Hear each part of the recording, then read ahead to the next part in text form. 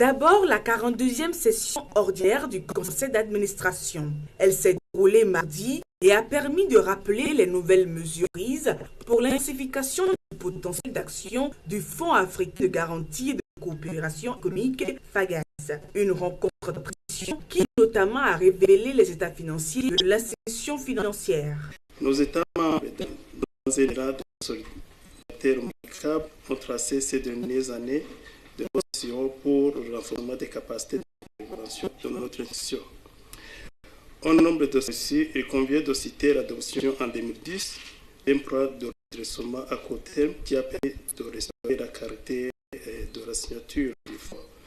À cela s'ajoute l'approbation par les instances de décision pour l'augmentation des capitaux qui a porté progressivement de 100 milliards à 200 milliards et à 350 milliards en 2014. Ensuite, s'est tenue ce mercredi 3 juin la 7e session ordinaire du Conseil des gouverneurs qui a connu la présence du ministre de l'économie et des finances et des programmes de dénationalisation. Il est question de donner à notre institution la plénitude de son caractère d'institution d'intégration régionale.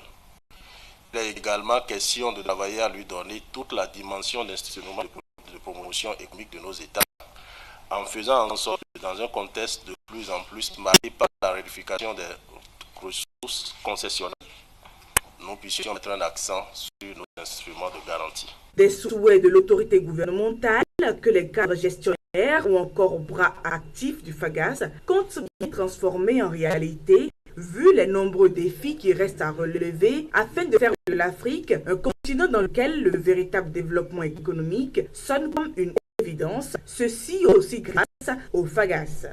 Pour la première fois en espace de génération, l'Afrique a la vie générale démentir le discours pessimiste.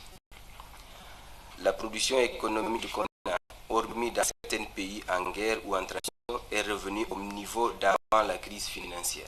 Dans ce contexte, le FAGAS va prendre une part de plus en plus active dans le processus de développement de sa zone à travers le renforcement de ses interventions au profit de nos États et de leurs opérateurs économiques. Beaucoup reste à faire pour assurer non seulement notre croissance, mais aussi et surtout notre transformation afin de consolider nos acquis et de réduire notre vulnérabilité. L'Afrique, continent de l'avenir, est objet de tous les appétits des grands groupes d'investisseurs et des pays émergents devraient cependant marquer le pas en 2015 avec une croissance de l'ordre de 4,4%.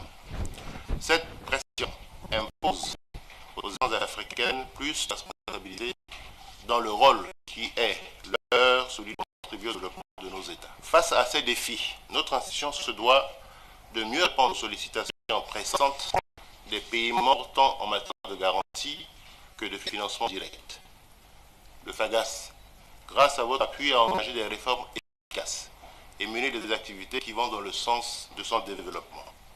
Il se positionne ainsi sur le marché financier comme un acteur essentiel. Les traditionnelles photos de famille et les échanges de poignées de main qui traduisent un certain esprit évolutif dans une harmonie heureuse n'ont pas manqué au terme de la lecture des discours officiels des 2 sessions ordinaires du FAGAS.